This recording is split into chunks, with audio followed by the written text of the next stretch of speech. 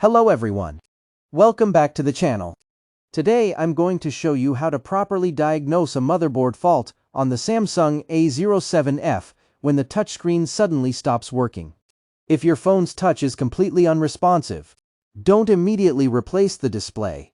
The problem may actually be coming from the motherboard. In this video, I will explain the correct troubleshooting process step by step. We will check the touch connector, inspect the touch lines, measure important components with a multimeter, and identify possible motherboard-related issues that can cause the touch function to stop working. Now, let's get started.